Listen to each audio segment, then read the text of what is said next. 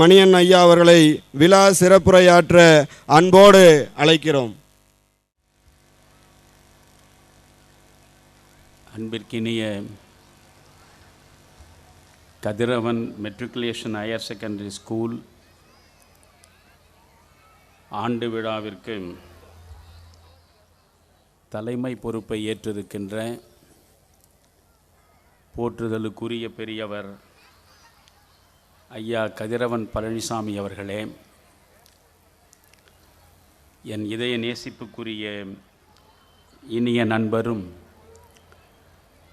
இப்பள்ளியின் தாளாளருமாகிய நாராயணமூர்த்தி அவர்களே, இந்த பள்ளியில் படித்து இன்றைக்கு மிகச்சிறந்த மருத்துவராக உயர்ந்து விளங்கும் டாக்டர் சந்திரமோகன் அவர்களே, ஒரு மொழியை எப்படி உச்சரிக்க வேண்டுமோ அப்படி உச்சரித்தால்தான் அந்த மொழியின் அழகு முழுமையாக புலப்படும். உங்களுடைய பள்ளியின் முதல்வர் இருக்கக்கூடியவர் ஆண்டறிக்கை வாசித்த பொழுது நான் கூர்ந்து கவனித்தேன். ஆங்கிலம் ஓர் அழகான மொழி. ஒவ்வொரு சொல்லையும் முறையாக உச்சரிக்கிற போதுதான் ஆங்கிலம் அதற்கு உரிய அணிகலன்களை பூண்டு நம்மை கவர்கிறது. மிகச்சிறந்த முறையில் அவர் அந்த ஆண்டறிக்கையை வாசித்த பொழுதே இது போன்ற ஒரு முதல்வருடைய மேற்பார்வையில் இயங்கக்கூடிய பள்ளியில் படிக்கின்ற வாய்ப்பினை பெற்ற பிள்ளைகள் அனைவரும் ஆங்கில திறனில் அற்புதமாக சிறந்து விளங்குவார்கள் என்று நான் நினைந்து மகிழ்ந்தேன். அவருக்கும் நான் இந்த நேரத்தில் என் அன்பினை வெளிப்படுத்துகிறேன். நெறியாளராக இருந்து இந்த நிகழ்ச்சியை நடத்தி கொண்டிருக்கின்ற ஆசிரிய நண்பர் அண்ணாதுரை அவர்கள் தமிழ் இலக்கியத்தில் எந்த அளவுக்கு ஆழங்காற்பட்டவர் என்பதை அவர் ஒவ்வொருவரையும் அறிமுகப்படுத்துகிற பொழுது பயன்படுத்திய பல்வேறு தமிழ் இலக்கியம் சார்ந்த செய்திகள் அவை என்னை வியப்புக்குள்ளாக்கியதனால் நண்பர் நாராயணமூர்த்தியிடம் கேட்டேன், இவர் தமிழாசிரியராக பணியாற்றுகிறாரா என்று. ஆம் என்று சொன்னதோடு அவர் பெயர் அண்ணாதுரை என்று சொன்னார். அண்ணாதுரை அவர்கள் தமிழில் மிகச்சிறப்பாக உரையாற்றுவது என்பது ஆச்சரியப்படுவதற்கு ஒன்றும் இல்லை. எனவே மிகச்சிறந்த ஒரு தமிழாசிரியர் இந்த பள்ளியில் இருப்பதில், அற்புதமாக ஆங்கிலத்தில் கருத்துக்களை கொண்டு வந்து சேர்க்கக்கூடிய ஆற்றல் பெற்ற பெண்மணி முதல்வராக இருப்பதில் நீங்கள் எந்த அளவுக்கு மகிழ்ச்சி அடைகிறீர்களோ அந்த அளவுக்கு உங்களோடு சேர்ந்து நான் மகிழ்ச்சி அடைகிறேன். எப்பொழுதும் ஒன்றை புரிந்து கொள்ள வேண்டும். உங்கள் முன்னால் நான் வெறும் 45 நிமிடங்கள் மட்டும்தான் உரை நிகழ்த்தப் போகிறேன். இதுபோன்ற ஆண்டு விழாக்களில் பிள்ளைகள், பெற்றோர்கள் இரண்டு சாராருடைய கவனம் முழுவதும் பின்னாலே நடக்க இருக்கக்கூடிய கலை நிகழ்ச்சிகளில்தான் படிந்திருக்கும். எனவே நான் உரை நிகழ்த்திய பிறகு பிள்ளைகள் பல்வேறு திறன்களை வெளிப்படுத்தக்கூடிய கலை நிகழ்ச்சிகள் அரங்கேற இருக்கின்றன. நாம் பெற்ற பிள்ளைகள் எப்படி தங்கள் திறனை வெளிப்படுத்துகிறார்கள் என்று பார்த்து பரவசப்படுவதற்காக பெற்றோர்கள் காத்திருக்கின்றனர். இந்த சூழலில் நீண்ட நெடிய உரையை நிகழ்த்துவது ஆரோக்கியமாக இருக்காது என்பதை என் 50 ஆண்டு கால மேடை அனுபவத்தின் மூலம் அறிந்து வைத்திருப்பவன் நான். என்னை பொறுத்தவரையில் எப்பொழுதும் பேசுகிற இடம் ஒரு ஆழ்நிலை தியான மண்டபம் போல் இருக்க வேண்டும் என்று ஆசைப்படுபவன். எனவே உங்கள் அனைவரையும் நான் விரும்பி வேண்டிக் கொள்வது, ஒரு 45 நிமிடம் ஒரு வகுப்பு நேரம் எனக்காக உங்கள் காதுகளை கொஞ்சம் கடன் கொடுங்கள். நான் பேசுவது வெறும் பிள்ளைகளுக்காக அல்ல, பெற்றோர்களுக்காகவும் பேச இருக்கிறேன். ஆசிரியர்களுக்காகவும் பேச இருக்கிறேன். இந்த பள்ளியை நடத்தக்கூடிய நிர்வாகத்தை சார்ந்தவர்களுக்காகவும் பேச விரும்புகிறேன். எப்படி நீதித்துறை, நிர்வாகத்துறை, சட்டத்துறை என்ற மூன்றும் சேர்ந்து சிறப்பாக செயலாற்றினால் ஒரு நாடு நலமும் வளமும் பெறுமோ, அதுபோன்றுதான் பள்ளியை நடத்தக்கூடிய நிர்வாக குழுவும் பள்ளியில் பயிலக்கூடிய பிள்ளைகளும் அந்த பிள்ளைகளை பற்றிய எதிர்கால கனவுகளோடு வந்து அவர்களை பள்ளிக்கு அனுப்பி வைக்கக்கூடிய பெற்றோர்களும் சேர்ந்துதான் ஒரு மிகச்சிறந்த கல்விக்கூடத்தை உருவாக்க முடியும். எப்பொழுதும் ஒன்றை புரிந்து கொள்ளுங்கள். நான் முதலில் பெற்றோர்களிடமிருந்து தொடங்குகிறேன். இந்த மண்ணில் ஒரு அற்புதமான பழமொழி உண்டு. அதைவிட அர்த்த அடர்த்தி உள்ள ஒரு பழமொழி வேறு எதுவும் கல்வி சார்ந்து இருக்க முடியாது என்ற திடமான நம்பிக்கை எனக்குண்டு. பெற்றோர் பிள்ளைகளின் முதல் ஆசிரியர், ஆசிரியர் பிள்ளைகளின் இரண்டாவது பெற்றோர். திரும்பவும் சொல்கிறேன், பெற்றோர்தான் பிள்ளைகளின் முதல் ஆசிரியர், ஆசிரியர்கள் பிள்ளைகளின் இரண்டாவது பெற்றோர்கள். இந்த உண்மையை முழுமையாக நீங்கள் உள்வாங்கிக் கொண்டால் பிள்ளைகளின் எதிர்காலம் குறித்து நீங்கள் கவலைப்பட வேண்டிய அவசியமே இல்லை. முதல் 6 வயது வரை பிள்ளைகள் தங்களுடைய பெற்றோரிடம், குறிப்பாக தாயிடம் பலவற்றை பேச வேண்டும் என்று ஆசைப்படுகிறார்கள். இது உலகம் முழுவதும் இருக்கக்கூடிய பிள்ளைகள் குறித்த உளவியல் நிபுணர்களின் ஆய்வின் அடிப்படையில் வந்து சேர்ந்திருக்கிற கருத்து. குழந்தைகள் பெற்றோர்களிடம் பேச விரும்புகிறார்கள்.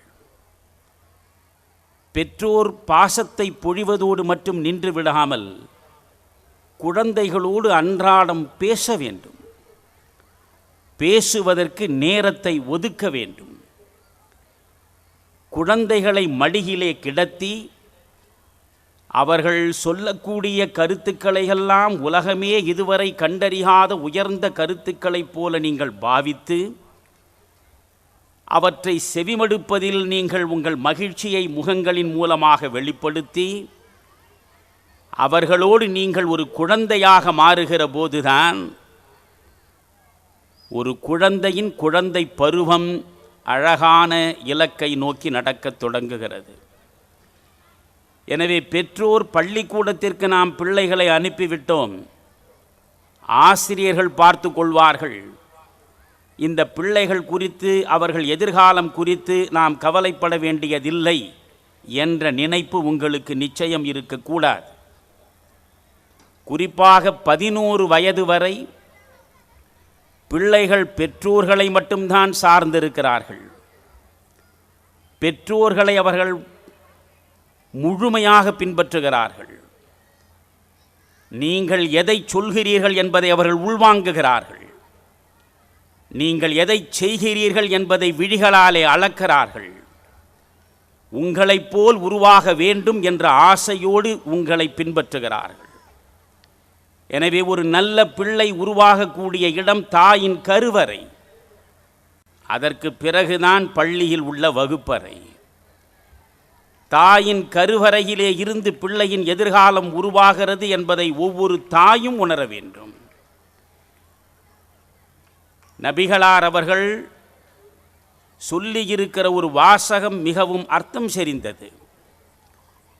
தாயின் காலடியில் சொர்க்கம் இருக்கிறது என்று நபிகளார் சொல்கிறார்.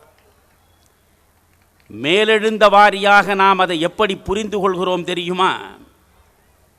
தாயின் காலடியில் சொர்க்கம் இருக்கிறது என்று நபிகளார் சொல்வதன் மூலம் தாயை நாம் பராமரிக்க வேண்டும், தாயை பேணி பாதுகாக்க வேண்டும். அப்படி எவன் தாயை பராமரிக்கிறானோ, எவன் தாயை பேணி பாதுகாக்கிறானோ அவனுக்கு நிச்சயமாக சொர்க்கத்தில் ஓர் இடம் இருக்கிறது என்றுதான் இதுவரையில் நபிகளாரின் அந்த வாசகத்திற்கு விளக்கங்களை பலர் கொடுத்து கொண்டிருக்கிறார்கள். ஆனால் நான் ஆழச் சிந்திக்கிற பொழுது அதற்குள்ளே வேறொரு விளக்கம் இருக்கிறது. தாயை பேணி பராமரித்து பாதுகாக்கக்கூடியவர்களுக்கு சொர்க்கத்தில் இடம் இருப்பது என்பது நிச்சயம். தாயின் காலடியில் சொர்க்கம் இருக்கிறது என்று நபிகளார் பேசுகிறார் என்றால் அங்கே ஒரு பொருள் இருக்கிறது. தாய் தன் பாதங்களால் எந்த வழியில் நடக்கிறாளோ அந்த வழியை பின்பற்றித்தான் பிள்ளைகள் நடக்கும். தாய் மிகச்சரியான வழியில் நடக்கிற பொழுது அவளை பின்பற்றி நடக்கக்கூடிய பிள்ளைகளும் சரியாக நடக்கிற நிலையில் சொர்க்கம் தானாகவே அந்த பிள்ளைகளுக்கு வந்து சேரும். எனவே தாயின் காலடியில் சொர்க்கம் இருக்கிறது. ஒவ்வொரு தாயும் புரிந்து கொள்ளுங்கள். குழந்தைகளை பெற்றெடுத்தோம், ஒரு குறிப்பிட்ட வயதில் பள்ளிக்கு அனுப்பியிருக்கிறோம். அந்த பள்ளி நிர்வாகம் பார்த்து கொள்ளும், ஆசிரியர்கள் பார்த்து கொள்வார்கள் என்று இருந்தால் நீங்கள் மாபெரும் பிழையை செய்கிறீர்கள்.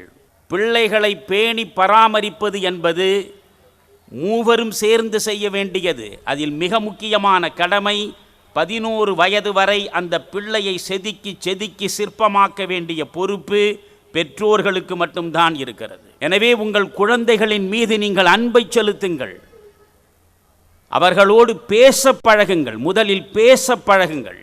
பல இடங்களில் தாய்மார்கள் தொலைக்காட்சிகளில் அன்றாடம் தொலைந்து போய்விடுகிறார்கள். பிள்ளைகளிடம் பேசுவதற்கு கூட அவர்களுக்கு நேரம் இல்லை. ஒன்று சமையலறையில் இருந்து சமையல் செய்வது, அடுத்து தொலைக்காட்சியின் முன்னாலே உட்கார்ந்து சீரியல் பார்த்து அழுது கொண்டே இருப்பது. இதில் பிள்ளைகள் அந்த பெற்றோருக்கு பக்கத்திலே வந்து நெஞ்சுக்கு நெருக்கமாக பேசுவதற்கு இடமில்லாமல் போகிறது. வசதி மிக்க பல குடும்பங்களில் பெற்றோர் ஒரு அறையில் இருக்கிறார்கள், பிள்ளை வேறொரு அறையில் இருக்கிறார். பிள்ளைக்கும் பெற்றோருக்கும் இடையே ஒரு தடுப்பு சுவர் தானாகவே எழுப்பப்படுகிறது.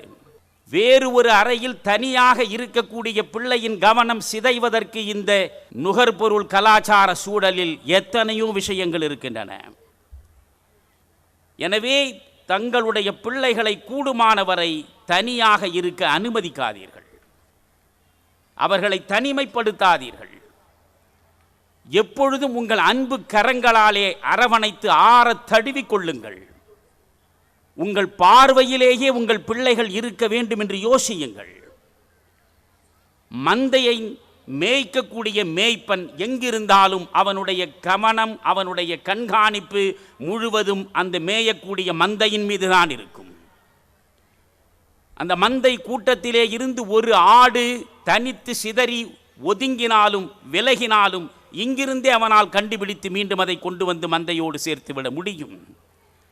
எனவே மந்தையை கண்காணிக்கக்கூடிய ஒரு மேய்ப்பன் நிலையில் பிள்ளைகளை கண்காணிக்கக்கூடியவர்களாக நீங்கள் இருக்க வேண்டும். காலையில் பள்ளிக்கு பிள்ளைகள் வருகிறார்கள், மாலையில் வீடு திரும்புகிறார்கள். இடைப்பட்ட நேரத்தில் அந்த பிள்ளைகளை பார்க்கக்கூடிய பராமரிக்கக்கூடிய பொறுப்பு ஆசிரியர்களுக்கோ பள்ளிக்கோ இல்லாமல் போய்விடுகிறது. விடுமுறை நாட்களில் அந்த பிள்ளைகளின் மீது ஆழ்ந்த கவனத்தை ஆசிரியர்களும் நிர்வாகமும் செலுத்த முடியாது. 365 நாட்கள் ஒரு ஆண்டில் இருக்கின்றன என்றால் அதிகபட்சம் ஒரு பள்ளி 200 நாட்கள் நடக்கிறது. அப்படி என்றால் 165 நாட்கள் அந்த பிள்ளைகள் ஆசிரியரிடமிருந்தும் பள்ளி நிர்வாகத்திடமிருந்தும் விலகி நிற்கிறார்கள், உங்களோடு நெருங்கி இருக்கிறார்கள். எனவே அந்த காலங்களில் நீங்கள் பிள்ளைகளை எப்படி பார்க்கிறீர்கள் என்பதுதான் முக்கியம். இன்னும் ஒன்று சொல்கிறேன், நான் பேசுகிற எல்லா இடங்களிலும் இதை சொல்கிறேன்.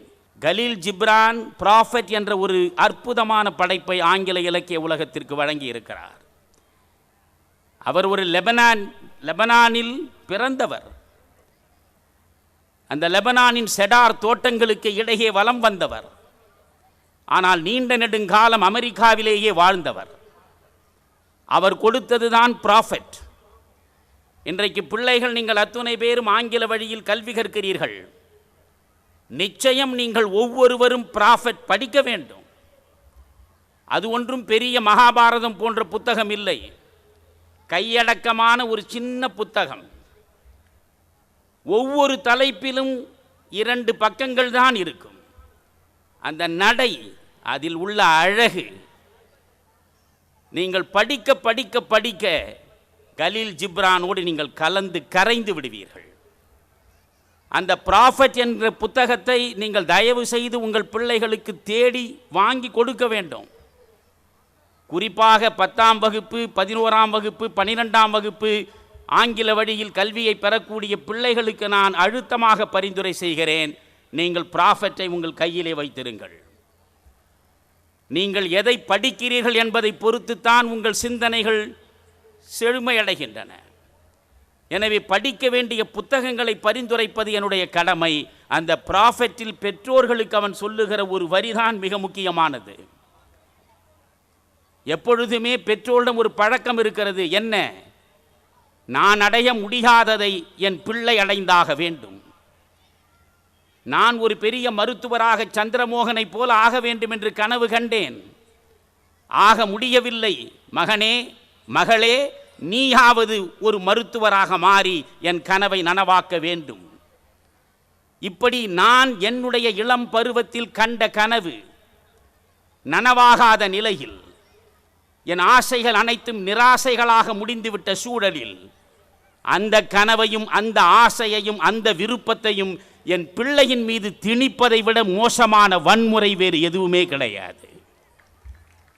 அது ஒரு வயலன்ஸ், அது ஒரு மோசமான வன்முறை. அதனால்தான் கலீல் ஜிப்ரான் சொல்கிறான், children come through you, not from you. You just underline it. Children come through you, not from you. பிள்ளைகள் உங்கள் மூலமாக வந்தவர்களே தவிர உங்களிலிருந்து வந்தவர்கள் இல்லை. அதனால்தான் தமிழுக்கு இணையான அர்த்த அடர்த்தி உள்ள ஒரு மொழி உலகம் முழுவதும் தேடினாலும் கிடைக்காது. அந்த தமிழ் உங்களை எப்படி அழைக்கிறது என்று யோசியுங்கள். தாய் என்று சொல்கிறது, தந்தை என்று சொல்கிறது, இருவரையும் இணைத்து பேசுகிற பொழுது பெற்றோர் என்று பேசுகிறது. பெற்றோர் என்றால் என்ன பொருள்? ஒருவன் தர நீங்கள் பெற்றவர்கள் என்பதுதான் பொருள். இறைவன் தருகிறான், நீங்கள் பெற்றிருக்கிறீர்கள். ஒரு ஆணும் ஒரு பெண்ணும் கணவன் மனைவி ஆவதனாலேயே பிள்ளைகள் பிறந்துவிடும் என்ற நிச்சயம் இல்லை. அப்படி என்றால் எத்தனையோ பேர் பிள்ளைகளே இல்லாமல் இருக்கிறார்களே. எனவே இறைவன் கருணையினால் உங்களிடம் தருகிறான். அவன் தந்ததை நீங்கள் பெறுகிறீர்கள். பெறுவதனாலே நீங்கள் பெற்றோர். நீங்கள் காசு கொடுத்து ஒரு காரை வாங்கலாம். அந்த கார் உங்களுடைய உடைமை. அதை நீங்கள் என்ன வேண்டுமானாலும் செய்யலாம். எந்த பொருளையும் நீங்கள் காசு கொடுத்து வாங்கலாம். அது உங்கள் உரிமையின்படி செய்யலாம். ஆனால் பிள்ளை உங்கள் மூலமாக வந்ததே தவிர உங்களால் வந்ததில்லை.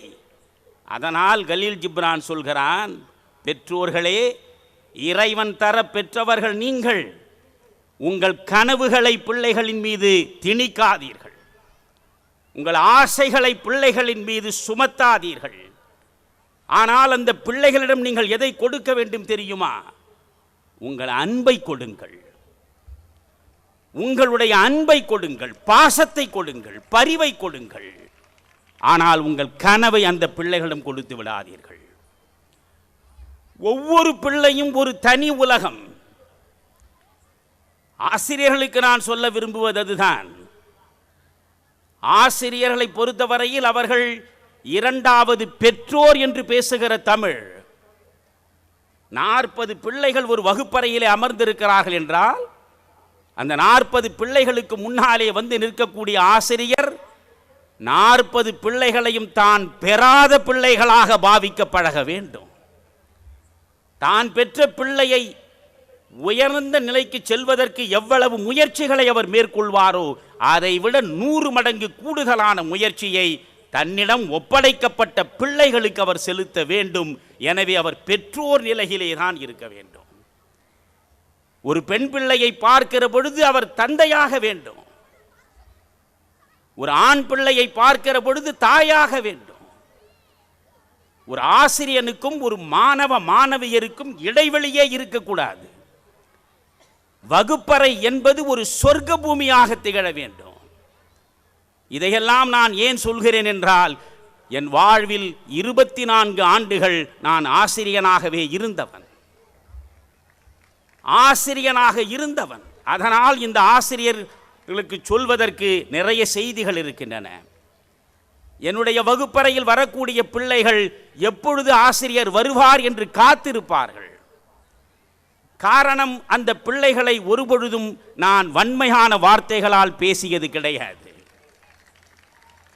ஒவ்வொரு குழந்தையையும் நீங்கள் ஒரு சின்னஞ்சிறு சொல்லின் மூலமாக கூட காயப்படுத்தி விட முடியும். அப்படி காயப்படுத்தி தண்டனைகளை கொடுத்து அந்த பிள்ளைகளிடம் நீங்கள் எந்த அறிவையும் கொண்டு போய் சேர்க்க முடியாது. அன்பை விட உலகத்தில் சக்தி வாய்ந்த மொழி எதுவும் கிடையாது. அதனால்தான் பாரதி சொன்னான், அன்பிற் சிறந்த தவமில்லை. அன்புதானடா உலகத்தில் மாபெரும் சக்தி மிக்க ஆயுதம். எனவே அன்பால் அரவணைக்க வேண்டும். இந்த நாட்டிலேதான் ஆசிரியருக்கு டீச்சர் என்று பெயர்.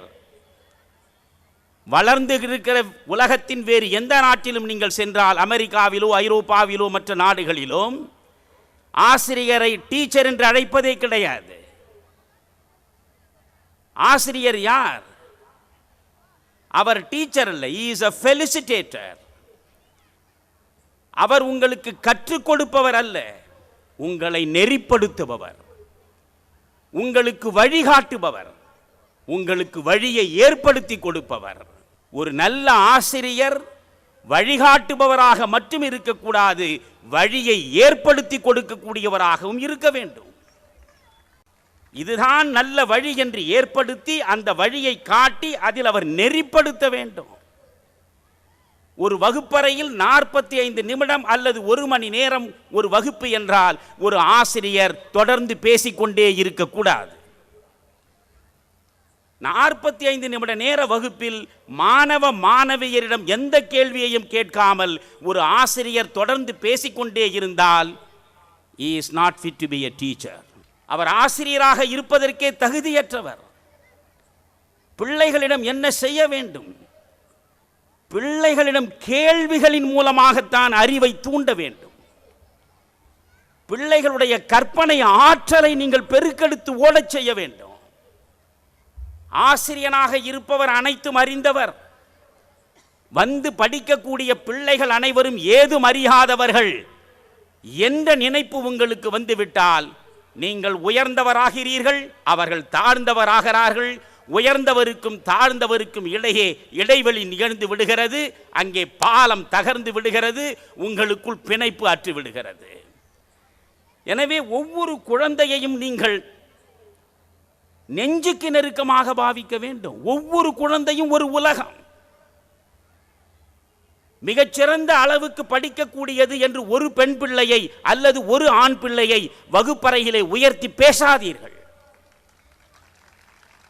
இந்த பிள்ளை சரியாக படிக்கவில்லை என்று மற்ற பிள்ளைகளுக்கு முன்னாலே ஒரு பிள்ளையை காயப்படுத்தி தாழ்த்தாதீர்கள். ஆசிரியர் செய்யக்கூடாத 2 பாவங்கள் இவை. இதுதான் மிகச்சிறந்த பிள்ளை. பார், இந்த பிள்ளை எப்படி படிக்கிறார்.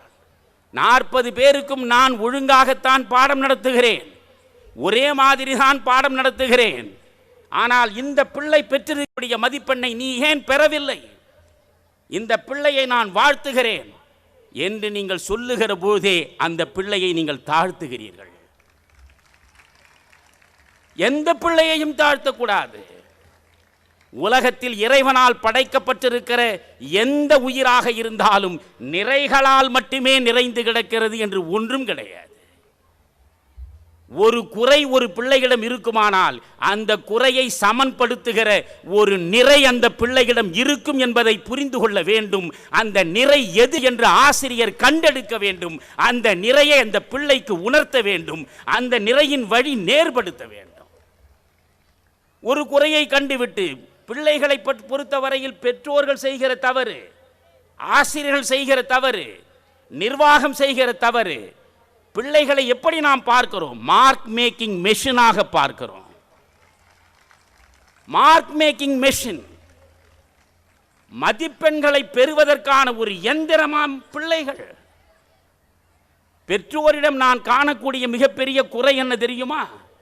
எந்த பெற்றோராகட்டும், காலையில் எழுந்தாயா படி, 9 மணிக்கு பள்ளிக்கூடமா அதுவரை படி, 9 மணிக்கு பள்ளிக்கு வந்தாயிற்றா ஆசிரியர் படி, 4 மணிக்கு பள்ளியிலிருந்து திரும்பி ஆயிற்றா சரி, முகத்தை கழுவினாயா, கழுவிவிட்டேன் அம்மா, காஃபி குடிக்கிறாயா, குடிக்கிறேன் அம்மா. அவ்வளவு அன்போடு அம்மா காஃபி கொடுப்பது எதற்காக? படி படி படி படி படி என்று நீங்கள் சொல்வதன் மூலமாக நான் உங்களை கேட்கிறேன், எப்பொழுதாவது பிள்ளைகளிடம் நன்றாக படி என்று சொல்லுகிற நீங்கள் என்றாவது ஒரு நாள் நல்ல பெயர் எடுக்கிற நல்ல பிள்ளையாக இரு என்று சொல்லி இருக்கிறீர்களா? அதில் கவனம் செலுத்தி இருக்கிறீர்களா? கல்வி என்பது எதற்காக? காந்தியையே மகாத்மாவாக மாற்றிய ஒரு புத்தகம்தான் அன்டு திஸ் லாஸ்ட். அந்த அன்டு திஸ் லாஸ்டை வடித்து கொடுத்த ரஸ்கின் மிக அழகாக சொல்வார், all education must be moral first, intellectual secondarily என்றார். எல்லா கல்வியும் ஒழுக்கத்தை உருவாக்கக்கூடியவையாக இருக்க வேண்டும், அறிவு என்பது 2ஆம் நிலையிலே தான் என்று. எப்பொழுதுமே என்னுடைய தந்தை என்னை பார்த்து சொல்லி இருக்கிறார், நீ நன்றாக படிக்க வேண்டும் என்று நான் ஒரு நாளும் சொல்ல மாட்டேன். படிப்பதோ படிக்காமல் இருப்பதோ உன் விருப்பம், ஆனால் நல்லவனாக இருக்க வேண்டும் என்பதுதான் எனக்குள்ள ஒரே ஆசை. வாழ்வில் இறப்பு உன்னை தழுவுகிற இறுதி நாள் வரை உன்னை பார்த்து நீ ஒரு தவறிழைத்தவன் என்று எவனும் சொல்லாதபடி வாழ்ந்து விட்டால் நீ படிப்பற்றவனாக இருந்தாலும் பரவாயில்லை என்பார். எனவே ஒழுக்கம் உள்ளவர்களாக பிள்ளைகளை நீங்கள் வளர்ப்பதற்கு முதலிலே முயல வேண்டும். வெறும் மதிப்பெண்களை பெறக்கூடிய இயந்திரமாக பிள்ளைகளை மாற்றாதீர்கள். சின்னஞ்சிறு பருவத்தில் குழந்தைகள் வண்ணத்து பூச்சிகளை போன்ற கனவுகளோடு இருக்கக்கூடியவர்களை ஆட விடுங்கள், ஓட விடுங்கள். ஓடுவதென்றால் வீட்டிலிருந்து ஓடி விடுவதல்ல, நன்றாக ஆட விடுங்கள். ஓடி விளையாடு பாப்பா என்று தானே பாரதி பேசுகிறான். ஒரு 4 சுவர்களுக்குள்ளே ஒரு குழந்தையை முடக்கி விடாதீர்கள். புத்தகங்களை சுமைகளாக கொண்டு வந்து தலை மீது திணித்து திணித்து அவர்களை கூனி குறுகி முதுகெலும்பற்றவர்களாக மாற்றி விடாதீர்கள். நான் உங்களுக்கு தெளிவாக ஒன்று சொல்கிறேன், புத்தகங்களை படிப்பதனாலேயே எவனும் புத்தனானது கிடையாது. நிறைய புத்தகங்களை வாசிப்பதனால் ஒருவன் அறிஞனாகிவிட்டானா, மேதையாகிவிட்டானா, தத்துவ ஞானி ஆகிவிட்டானா என்றால் இல்லை. மிக தெளிவாக சொல்கிறேன், இப்பொழுது நீங்கள் 1200க்கு 1198 மதிப்பெண்களை பெற்றிருக்கலாம் அந்த பையன் அல்லது பெண். ஆனால் அவர்களை பின்தொடர்ந்து பாருங்கள், வாழ்வில் எந்த சாதனையும் அவர்கள் செய்தவர்களாக இருந்திருக்க மாட்டார்கள். காரணம், சொல்லிக் கொடுத்ததை அப்படியே மனப்பாடம் செய்து அதை கொண்டு வந்து இறக்கியதுதான் அவர்கள் திறமை. பிள்ளைகளிடம் கொண்டு வந்து சேர்க்க வேண்டியது படைப்பாற்றல், பிள்ளைகளிடம் பெருக்கெடுக்க வேண்டியது கற்பனை. ஆசிரியர் எப்படி இருக்க வேண்டும் என்பதற்கு ஒரு சான்று சொல்கிறேன் நான். வெள்ளையர்கள் இந்த மண்ணை ஆண்ட காலம் 1900 தொடக்கம். அது அந்த நேரத்தில் கும்பகோணத்தில் கல்விக்கூடத்திலே படித்தவர்தான் பின்னால் சில்வர் டங் சீனிவாச சாஸ்திரி என்று உலகமே பாராட்டிய மாபெரும் மனிதன். அவர் மிக மிக வறுமையின் கொடுமையிலே சிக்கி கிடந்த ஒரு குடும்பத்தில் பிறந்தவர். ஒரு நாள் கடுமையாக மழை பொழிகிறது, அவருக்கு மாற்று உடை கிடையாது, ஒரே ஒரு சட்டை தான், கால் சட்டையும் மேல் சட்டையும், மாற்று உடை கிடையாது. கல்வி நிலையத்திற்கு சென்று வீடு திரும்பியதும் உடனே அவர் துவைப்பார், துவைத்து காய வைத்து மறுநாள் காலையில் உடுத்தி கொண்டு வருவார். ஆனால் ஒரு நாள் இரவு கடுமையாக மழை பொழிந்தது. அந்த மழையில் அந்த சட்டை முழுவதும் நனைந்து விட்டது. ஆனால் ஒரு நாள் கூட பள்ளிக்கு வருவதை நிறுத்தாத அந்த பிள்ளை, சீனிவாச சாஸ்திரி என்று சொல்லப்பட்ட சீனிவாசன், பள்ளிக்கு மேல் சட்டை இல்லாமலேயே வந்து உட்காருகிறான் வகுப்பறையில். அப்படி உட்கார்ந்த அந்த பையனை இந்த பள்ளியின் முதல்வர் பார்க்கிறார். அந்த பள்ளியினுடைய முதல்வர் அவனை பார்க்கிறார். சட்டையே இல்லாமல் வந்து உட்கார்ந்து இருக்கிறானே என்று அவனை அழைத்து, எட்டனா, இன்றைக்கு 50 பைஸ் என்று சொல்கிறீர்களே, எட்டனா உனக்கு அபராதம் என்று விதிக்கிறார். உடனே அவன் கண்ணீர் விட்டபடி சொல்கிறான், ஐயா, எட்டனா இருந்திருந்தால் நான் ஒரு புதிய சட்டையே வாங்கி போட்டு கொண்டு வந்திருப்பேனே. மாற்று சட்டை கூட இல்லாத வாழ்வு எங்களுடையது. நேற்று பொழிந்த மழையில் நனைந்து விட்டதனால் சட்டை ஈரமாக இருக்கிறதே என்று கழற்றி வைத்துவிட்டு கல்வி கற்பதில் தவறிவிடக்கூடாதே என்பதற்காக நான் வெற்றுடம்போடு வந்திருக்கிறேன் என்றான். உடனே அந்த ஆசிரியர் என்ன செய்தார் தெரியுமா? இன்று நினைத்து பாருங்கள், அந்த மனிதர் மாபெரும் பாவம் செய்து விட்டதாக நினைக்கிறார். 1 ரூபாயை அந்த பையனிடம் கொடுக்கிறார். 1 ரூபாயை கொடுத்தார். அபராதம் விதித்தது இவர்தான். அந்த விதித்த அபராதத்தை நீ கட்ட வேண்டியதில்லை என்று அவர் சொல்லி இருக்கலாம். ஆனால் ஒரு பள்ளியின் விதிமுறைகளை அவர் தளர்த்த விரும்பவில்லை.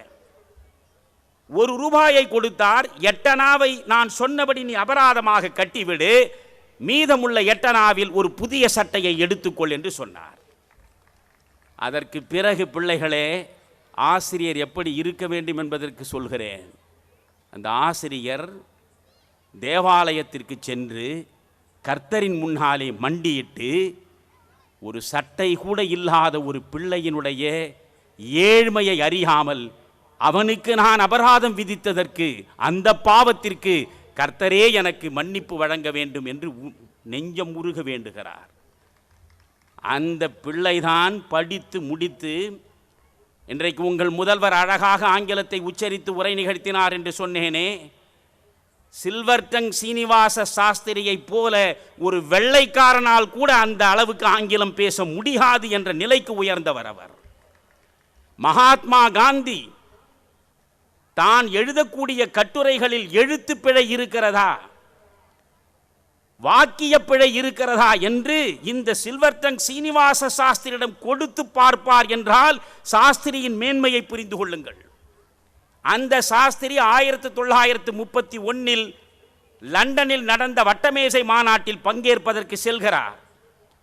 வட்டமேசை மாநாட்டில் பங்கேற்ற பிறகு அவருடைய மிகச்சிறந்த அறிவாற்றல் மிக்க ஆங்கில உரையை கேட்க வேண்டும் என்பதற்காக பிரிட்டிஷ் கில்ட் ஹவுஸ் என்கிற இடத்தில் அவரை பேசச் சொல்கிறார்கள். அந்த பேச்சை 8 அணா அபராதம் விதித்த அந்த முதல்வர் அங்கே இருந்து கேட்கிறார். அவரும் பார்வையாளர்கள் ஒருவராக இருந்து கேட்கிறார். இப்படி ஒரு ஆங்கிலமா, இப்படி ஒரு கருத்து பொழிவா? பேசி முடித்ததும் அப்படியே கண்களில் கண்ணீர் வழிய கட்டி அணைத்து கொண்டார் அந்த மனிதர். எனவே எந்த குழந்தையிடம் என்ன ஆற்றல் இருக்கும் என்பதை அவ்வளவு எளிதாக நாம் கண்டெடுத்து விட முடியாது. ஆனால் ஒவ்வொரு குழந்தையிடமும் ஒரு ஆற்றல் இருக்கிறது. அந்த ஆற்றல் எது என்று கண்டெடுக்க வேண்டிய பொறுப்பு ஆசிரியருக்கு இருக்கிறது. அந்த ஆற்றல் எது என்று கண்டெடுக்க வேண்டிய பொறுப்பு பெற்றோர்களாகிய உங்களுக்கு இருக்கிறது. ஆசிரியர்களும் பெற்றோர்களும் பிள்ளைகளை உருவாக்குவதில் ஆழ்ந்த அன்பு செலுத்தி உரிய கவனத்தை காட்டினால் எல்லா பிள்ளைகளும் சிறப்பான இடத்திற்கு வருவார்கள். இப்பொழுது நான் பிள்ளைகளோடு கொஞ்சம் பேச விரும்புகிறேன். நீங்கள் பள்ளிக்கு வந்திருக்கிறீர்கள். ஒரு டாக்டர் சந்திரமோகன் மட்டுமல்ல, நீங்கள் நினைத்தால் ஒவ்வொருவரும் சந்திரமோகனை விட அதிகமான எல்லையை தொட முடியும். அப்துல் கலாமை விட கூடுதலான எல்லையை உங்களாலே தொட முடியும். நீங்கள் யாரும் எதிலும் குறைந்தவர்களே கிடையாது. பிள்ளைகளாகிய உங்களுக்கு நான் சொல்கிறேன், ப்ராஃபெட் படியுங்கள் என்று சொன்னேன் அல்லவா? அன்பு கூர்ந்து குழந்தைகளே, நீங்கள் விவேகானந்தரை படியுங்கள். ராமகிருஷ்ண மடத்திலே இருந்து வெளியிடப்படுகிற விவேகானந்தர் பேச்சு எல்லாம் 5 ரூபாய் 10 ரூபாய்க்கு கிடைக்கும். ஒரு உணவு விடுதியில் சென்று ஒருவேளை காஃபி அருந்தினாலே 30 ரூபாய் பில் போடுகிறான். ஆனால் உங்களை செழுமைப்படுத்துவதற்கான மிகச்சிறந்த கருத்துக்களை வழங்கி இருக்கிற விவேகானந்தருடைய அந்த செல்வத்தை நீங்கள் 5 ரூபாய்க்கு பெறலாம், 10 ரூபாய்க்கு பெறலாம். எத்தனையோ நூல்களை நான் வாசிக்கிறேன். ஆனால் விவேகானந்தரை போல பிள்ளைகளுக்கு, இளைஞர்களுக்கு சொன்ன மனிதன் உலகத்திலேயே யாரும் கிடையாது, உலகத்திலேயே கிடையாது. விவேகானந்தர் உங்களை பார்த்து சொல்கிறார். நான் என்னுடைய வீட்டினுடைய வரவேற்பு அறையில் விவேகானந்தர் அப்படி நின்ற திருக்கோலத்தில் ஒரு நிழற்படத்தை வைத்திருக்கிறேன். விவேகானந்தருடைய அழகு, அவருடைய அறிவும் அழகும் சேர்ந்து அமைந்த ஒரு திரு உருவம் விவேகானந்தர். அந்த விவேகானந்தருடைய பாதத்தின் கீழே அவருடைய வாசகத்தை நான் பொறித்து வைத்திருக்கிறேன். வீட்டில் இருந்தால் ஒவ்வொரு நாளும் காலையில் எழுந்து, நான் இதை எல்லா இடங்களிலும் சொல்கிறேன், முதலில் நான் பொழுது விடிந்தது என்றால் படுக்கையிலிருந்து உடனே எழுந்து யாரையும் பார்க்கேன், எதையும் பேச மாட்டேன். பொழுது விடிந்து விட்டது, கண்ணுறக்கம் கலைய வேண்டும், விழிக்க வேண்டும் என்ற உணர்வு வருகிற பொழுதே என் கண்களுக்கு எதிரே நான் என் 2 உள்ளங்கைகளையும் விரித்து வைத்துக் கொள்வேன். முதலில் என் வலது உள்ளங்கையில் என் தாயை தரிசனம் செய்வேன். பிறகு என் இட உள்ளங்கையில் என் தந்தையை தரிசனம் செய்வேன். ஒவ்வொரு நாளும் காலையில் நான் காணுகிற முதல் தெய்வ தரிசனம் என்னை பெற்றெடுத்த தாயும் தந்தையும் தான். அதற்கு பிறகு நான் முதலில் உச்சரிக்கக்கூடிய வார்த்தை, என் தாயை பார்த்து அம்மா என்பேன், என் தந்தையை பார்த்து அப்பா என்பேன். அதற்கு பிறகுதான் எதையும் பேசுவேன். உலகத்தின் எந்த பகுதியில் இருந்தாலும் இது மாறாது. காரணம் என்ன? இந்த நன்றி உணர்ச்சி. என் தாயும் தந்தையும் இல்லாமல் இருந்தால் எனக்கு ஏது இந்த வாழ்வு, எனக்கு ஏது இந்த சிறப்பு? எனவே என் தாய்க்கும் தந்தைக்கும் முதலில் நன்றி சொல்லி நாளை தொடங்குகிறேன். பிள்ளைகளே, உங்களுக்கும் சொல்கிறேன், உலகத்திலேயே உயர்ந்த பண்பு எது தெரியுமா? நன்றி உணர்ச்சி ஒன்றுதான். நீங்கள் பாடப்புத்தகங்களை படியுங்கள், நான் அங்கே வரவில்லை. பாடங்களுக்கு வெளியே நீங்கள் கற்க வேண்டியவை ஏராளமாக இருக்கின்றன. அவற்றில் சிலவற்றைத்தான் நான் தொட்டு காட்டுகிறேன். நன்றி உணர்ச்சி ஒரு மனிதனுக்கு வேண்டியது. ஆணாயினும் பெண்ணாயினும் எந்த பருவத்திலும் இருக்க வேண்டியது நன்றி உணர்ச்சி. இந்த சமூகத்திற்கு நாம் நன்றி கடன்பட்டவர்கள். தானாகவே பிறந்து, தானாகவே வளர்ந்து, தானாகவே வாழ்ந்து, தானாகவே ஒரு நாள் கல்லறையில் போய் படுத்து கண்மூடிவிட முடியாது. ஒவ்வொரு நொடியும் அடுத்தவர் துணை இல்லாமல், அடுத்தவர் உதவி இல்லாமல் எவனுக்கும் வாழ்வே கிடையாது. எனவே ஒவ்வொருவருக்கும் நாம் நன்றி சொல்ல வேண்டும். முதலில் என் பெற்றெடுத்த பெற்றோருக்கு நன்றி சொல்ல பழக வேண்டும். படிக்கும் பருவத்திலேயே நீங்கள் பெற்றோருக்கு நன்றி சொல்லுவதில் ஒரு நாளை தொடங்கினால், சத்தியமிட்டு சொல்கிறேன், ஒரு நாளும் உங்கள் பெற்றோரை நீங்கள் முதியோர் இல்லத்திற்கு அனுப்பவே மாட்டீர்கள். வயது முதிர்ந்த நிலையில் பெற்றோர் பிள்ளைகளால் புறக்கணிக்கப்படுகிற அந்த நிலைமை வரவே வராது. சரி, முதலில் நான் என் தாயையும் தந்தையையும் தரிசனம் செய்துவிட்டு வரவேற்பறைக்கு வருவேன். அங்கே நான் அந்த விவேகானந்தர் படத்தை மாட்டி வைத்திருக்கிறேன். அந்த படத்தின் கீழே அவர் வாசகத்தை பொறித்து வைத்திருக்கிறேன். அந்த வாசகத்தை தான் உங்களுக்கு நான் சொல்கிறேன். ஒவ்வொரு நாளும் பள்ளியில் வகுப்பறை தொடங்குகிற பொழுதே ஆசிரியர் இதை சொல்லட்டும். நீங்களும் உதடு பிரித்து உரத்த குரலில் சொல்லி பழகுங்கள். இதை விட தன்னம்பிக்கை தருகிற, வலிமையை தருகிற, வாழ்வுக்கு வெளிச்சத்தை உருவாக்குகிற வாசகம் எதுவுமே கிடையாது. அந்த இடத்தில் வந்து நிற்பேன். இந்த படத்திற்கு முன்னால் என் வீட்டில் நானும் என் மனைவியும் மட்டும்தான் இருக்கிறோம். நான் ஒவ்வொரு நாளும் வந்து நின்று உரத்த குரலில் அதை படிப்பேன். ஒரு வாரம் கழித்து என் மனைவி என்னிடம் கேட்டாள், நாம் 2 பேர் தானே இருக்கிறோம், யாருக்காக நீங்கள் இதை உரத்த குரலில் படிக்கிறீர்கள் என்று. நான் சொன்னேன், இது வெற்றி சொற்கள் இல்லை, இது ஒரு மந்திரம். வாழ்வை வளப்படுத்துவதற்கு விவேகானந்தர் வழங்கியிருக்கிற மந்திரம். வாய் திறந்து சொல்ல வேண்டும், உரத்த குரலில் உச்சரிக்க வேண்டும். அது தருகிற அதிர்வலைகள் என் உள்ளத்திற்குள்ளே வந்து உட்கார்ந்து என்னை இன்னும் ஒரு அங்குலம் இந்த நாளில் உயர்த்தி காட்டும். அங்குலம் அங்குலமாக வாழ்வை உயர்த்தும். அதை உங்களுக்கு இப்பொழுது நான் சொல்கிறேன். தயவு செய்து நீங்கள் மனதில் வைத்துக் கொள்ளுங்கள். இதைவிட தன்னம்பிக்கை தருகிற வாசகத்தை இந்த உலகத்தில் வழங்கியவன் யாரும் கிடையாது. ஒவ்வொரு நாளும் வகுப்பறையில் நீங்கள் சொல்லி பழகலாம். ஆசிரியர்கள் இதை சொல்லலாம், பெற்றோர்களும் இதை நினைவுபடுத்தலாம். அந்த வாசகத்தை சொல்கிறேன். அந்த படத்திற்கு முன்னால் வந்து நிற்பேன், கீழே பொறிக்கப்பட்ட வாசகத்தை வாய் திறந்து சொல்வேன். All power is within you. விவேகானந்தர் எப்படி சொல்கிறார் பாருங்கள். All power is within you.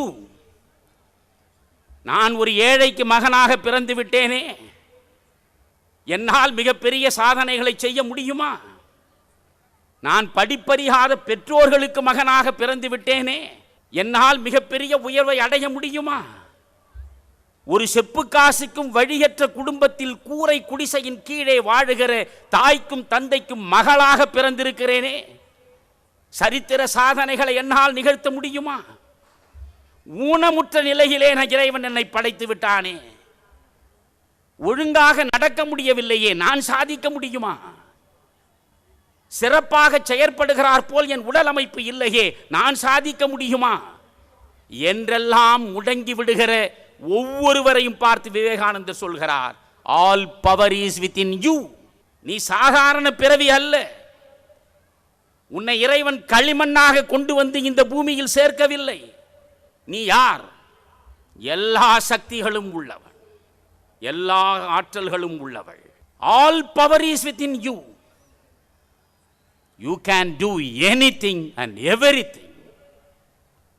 You can do anything and everything. எல்லா ஆற்றல்களும் உங்களுக்குள்ளே இருக்கின்றன, எல்லா வலிமையும் உங்களுக்குள்ளே இருக்கின்றன, எல்லா சக்தியும் உங்களுக்குள்ளே இருக்கின்றன. நீங்கள் நினைத்தால் எதையும் சாதிக்கலாம். You can do anything and everything. How? Because all power is within you. எல்லா ஆற்றலும் உனக்குள்ளே இருக்கிறது. இப்போ இந்த வாசகத்தை பாருங்கள். All power is within you. You can do anything and everything. அடுத்தது தான் அழகு. Do not believe that you are weak. Do not believe that you are weak. ஒரு நாளும் பலவீனமானவன் நான், பலவீனமானவள் நான் என்று மட்டும் நினைந்து தயங்கி தளர்ந்து விடாதே. All power is within you. You can do anything. You can two everything. Stand up and express your divinity என்பார் விவேகானந்தர். எனவே உங்களுக்கு நான் சொல்கிறேன், வாழ்வில் கல்லாய் மரமாய் இருப்பதற்காக நாம் பிறக்கவில்லை. ஒவ்வொரு தருணத்திலும் ஒரு புதிய புதிய கற்பனை உங்களுக்குள்ளே ஊற்றெடுக்க வேண்டும். படைப்பாற்றல் பெருக வேண்டும். கற்பனையும் படைப்பாற்றலும் பெருக வேண்டும் என்றால் உங்கள் தாய்மொழியை நீங்கள் ஒரு நாளும் புறக்கணிக்காமல் தமிழில் பேச பழகுங்கள். தமிழை பேசுங்கள். கல்வியில் 2 கல்வி இருக்கிறது. இப்பொழுது பெற்றோர்களுக்கு சொல்கிறேன், 2 விதமான கல்வி இருக்கிறது. நீங்கள் கொடுக்க விரும்புகிற கல்வி எது தெரியுமா? வயிற்று கல்வி. நான் உங்களிடம் கொண்டு வந்து சேர்க்க விரும்புகிற கல்வி எது தெரியுமா? வாழ்க்கை கல்வி. வயிற்று கல்வி வேறு, வாழ்க்கை கல்வி வேறு. வயிற்று கல்வி எது? எதை படித்தால், எதில் அதிக மதிப்பெண்களை பெற்றால், எந்த பட்டத்தை நான் அடைந்தால் எனக்கு பெரிய வேலை கிடைக்கும், எந்த வேலை கிடைத்தால் மிக அதிகமாக நான் சம்பாதிக்கலாம், எதில் அதிகமாக சம்பாதித்தால் என்னென்ன சுகங்களில் நான் ஈடுபடலாம் என்று மட்டுமே நினைக்கிற, சோற்றை பற்றி மட்டுமே கவலைப்படுகிற கல்விதான் வயிற்று கல்வி, சோற்றுக்கான கல்வி. அதை நான் குறை சொல்லவில்லை. அந்த சோற்றுக்கான கல்விக்காக நீங்கள் ஆங்கிலம் படியுங்கள், பிரெஞ்சு படியுங்கள், ஜெர்மன் படியுங்கள், இந்தி படியுங்கள், சமஸ்கிருதம் படியுங்கள், எத்தனை மொழிகளையும் படியுங்கள். ஆனால் எது வாழ்வு என்பதை உங்களுக்கு புலப்படுத்துவதற்கு, எது சரி எது தவறு என்று தெளிவாக உங்களுக்கு உணர்த்துவதற்கு, எந்த பாதையில் நடந்தால் நீங்கள் உயர்வை அடையலாம், எந்த பாதையில் வழி தவறினால் நீங்கள் தாழ்ந்து போகலாம் என்று விளக்குவதற்கு 2000 ஆண்டுகளுக்கு முன்னால் இருந்து நம் மூதாதையர்கள் சிந்தித்து சிந்தித்து வழங்கி இருக்கிற அந்த தமிழை நீங்கள் படிப்பதன் மூலம்தான் வாழ்க்கை கல்வியை பெறுவீர்கள், பண்பாட்டு கல்வியை பெறுவீர்கள். கொஞ்சம் யோசியுங்கள். நான் திண்ணை பள்ளிக்கூடத்தில் படித்தவன். 5ஆம் வகுப்பு வரை இது போன்ற ஒரு பெரிய திண்ணையில் ஒரே ஒரு ஆசிரியர் உட்கார வைத்து படிக்க வைத்தார். அங்கேதான் என் பெற்றோர் என்னை சேர்த்தார்கள். அந்த திண்ணை பள்ளிக்கூடத்தில் நான் படித்தேன். முதலில் அந்த ஆசிரியர் என்ன செய்தார் தெரியுமா? முதல் வகுப்பிலிருந்து ஆங்கிலம் அல்பபெட்ஸை கற்றுக் கொடுத்தவர் அவர். அப்பொழுது நான் படித்த காலத்தில் ஏ பி சி டி என்று படிப்பதற்கே 6ஆம் வகுப்புக்கு வர வேண்டும். 6ஆம் வகுப்புக்கு வந்தால்தான் ஏ பி சி டியே படிக்க முடியும். ஆனால் நான் படித்த திண்ணை பள்ளிக்கூடத்தில் முதல் வகுப்பிலேயே ஆங்கிலமும் கற்றுக் கொடுத்தார், தமிழை கற்றுக் கொடுத்தார். 247 எழுத்துக்களை அறிமுகப்படுத்தினார். 247 எழுத்துக்களை அறிமுகப்படுத்திய பிறகு உடனே அவர் ஆத்திச்சூடி கற்றுக் கொடுப்பார். இதில் உங்களில் எத்தனை பேருக்கு ஆத்திச்சூடி தெரியும்? ஔவையினுடைய ஆத்திச்சூடியை கற்றுக் கொடுப்பார். அந்த ஆத்திச்சூடியின் மூலம் ஆசிரியர் எனக்கு எதை சொல்லிக் கொடுத்தார்? தாயிற் சிறந்ததொரு கோவிலும் இல்லை, தந்தை சொல் மிக்க மந்திரம் இல்லை. எப்பொழுது கற்றுக் கொடுக்கிறார்?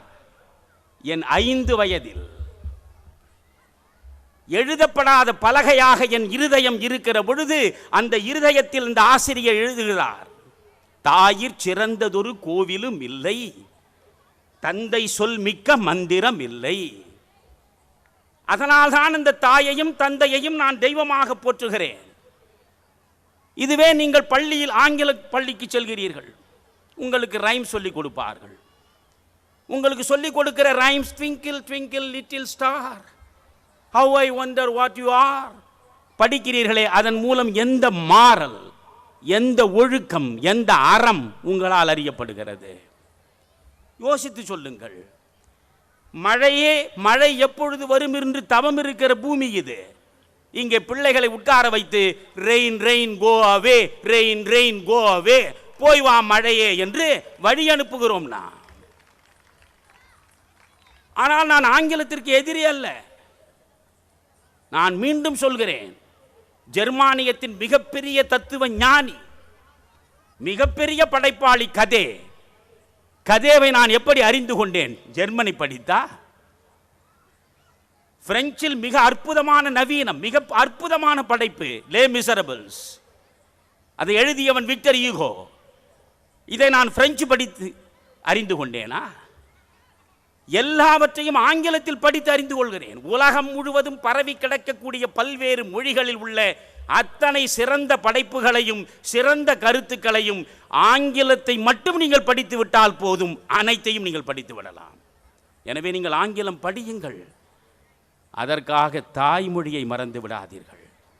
தயவு செய்து கொஞ்சம் பள்ளிக்கு உள்ளேயும் சரி பள்ளிக்கு வெளியேயும் சரி, பிள்ளைகளே, நீங்கள் ஒருவரோடு ஒருவர் பேசுகிற பொழுது தமிழில் பேசுங்கள். தமிழில். டுமாரோ ஈவினிங் 5 o'clock மீட் பண்ணுவோமா? இப்படி பேசினால் தமிழ் வாழுமா? டுமாரோ ஈவினிங் 5 o'clock மீட்டு, எல்லாம் ஆங்கில சொற்கள், பண்ணுவோமா? இன்றைக்கு எல்லா கல்லூரி பிள்ளைகளும் இப்படித்தானே பேசுகிறார்கள். ஒரே ஒரு வாக்கியத்தை ஒரு ஆங்கில சொல் இல்லாமல் முழுமையாக தமிழ் பேச நம்மால் முடியவில்லை என்றால் காலநடையில் தமிழ் காணாமலே போய்விடும். எனவே புரிந்து கொள்ளுங்கள், உங்கள் ஒவ்வொருவருக்கும் ஒரு உலகம் இருக்கிறது, உங்கள் ஒவ்வொருவருக்கும் ஒரு கனவு இருக்கிறது, உங்கள் ஒவ்வொருவருக்கும் ஒரு இலக்கு இருக்கிறது. அந்த இலக்கை நீங்களே தீர்மானியுங்கள். உங்கள் பெற்றோரை தீர்மானிக்க விடாதீர்கள், நீங்கள் தீர்மானியுங்கள். நான் அதனால்தான் உங்களுக்கு மோசஸ் 10 கட்டளைகளை வழங்கியதைப் போல இங்கே நான் உட்கார்ந்து கொண்டு உங்களுக்காக நான் 10 கட்டளைகள் அல்ல 10 பரிந்துரைகளை உருவாக்கினேன். இவற்றை சொல்லி நான் நிறைவு செய்கிறேன். நீங்கள் முதலில் ஒன்றை புரிந்து கொள்ளுங்கள்.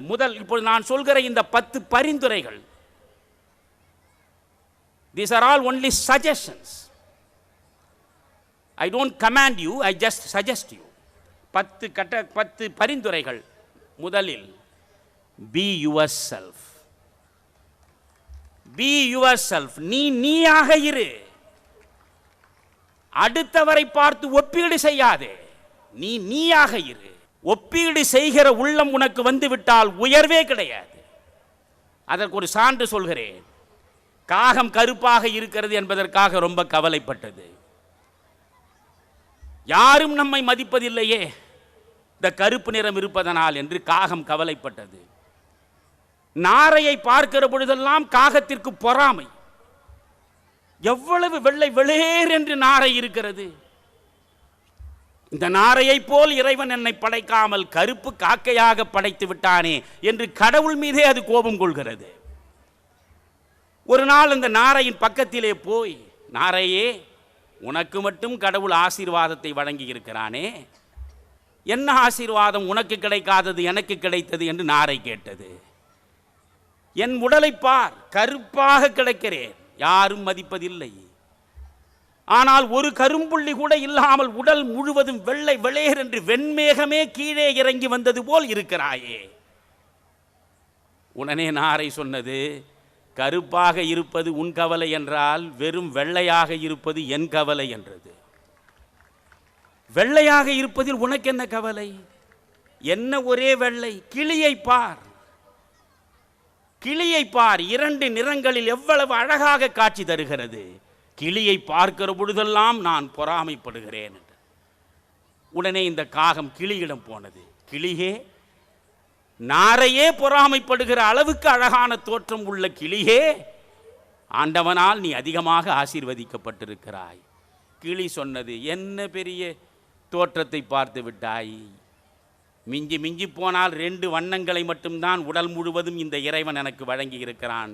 மயிலை பார், எத்தனை நிறங்கள், அது தோகையை விரித்தால் எவ்வளவு அழகு.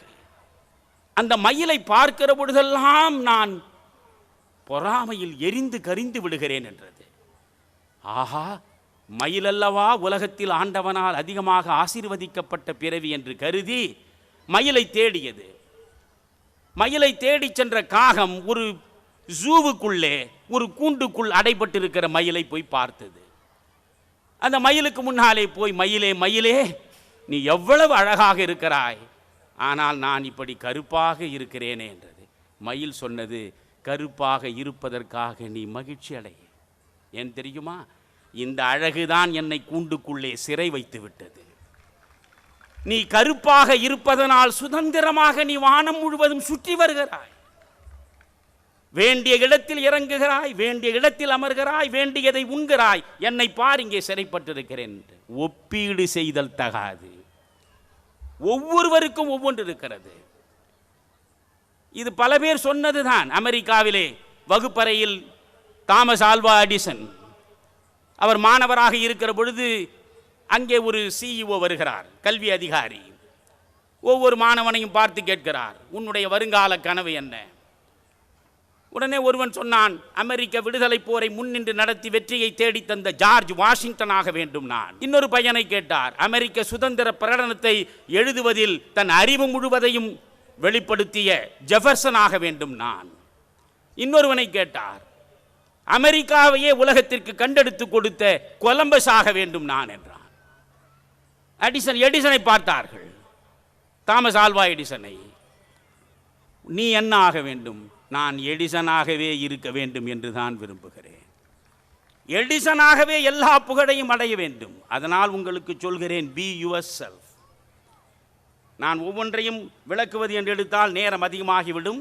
அதனால் படித்து விட்டு போகிறேன். இந்த 10 பரிந்துரைகளை உங்களிடம் சொல்கிறேன்.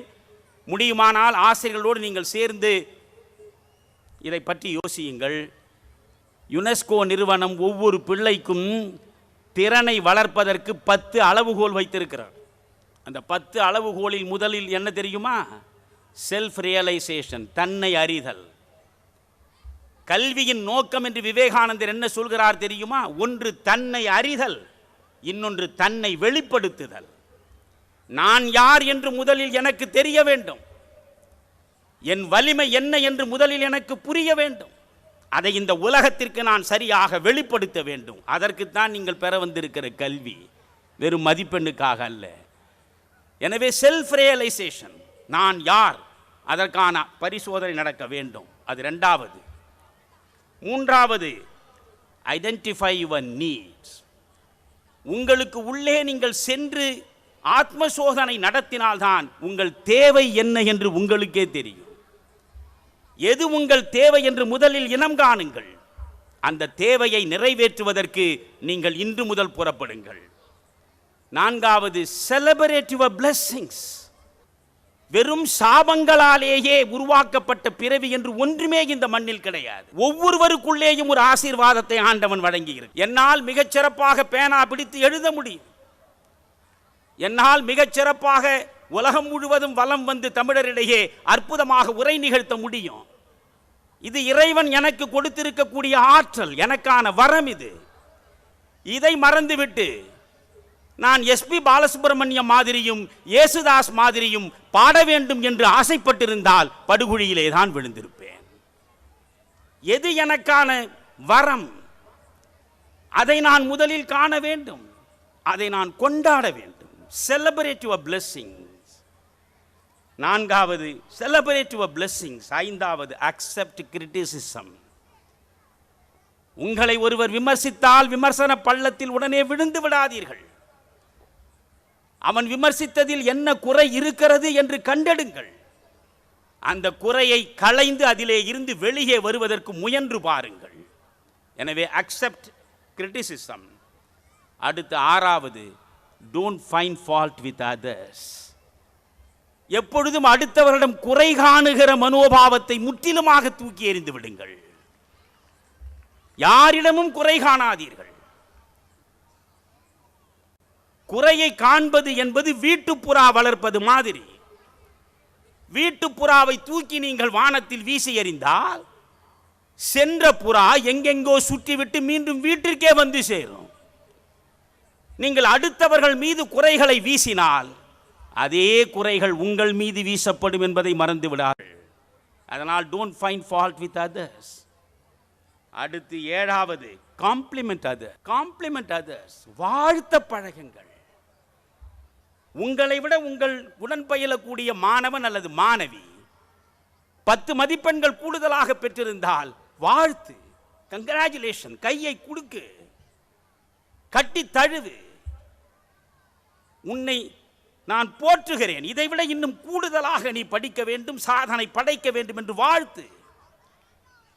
எல்லாரையும் வாழ்த்துகிற மனம் மட்டும் நமக்கு வந்துவிட்டால் இந்த மனதுக்குள்ளே வெறுப்பு நெருப்புக்கு இடமே கிடையாது.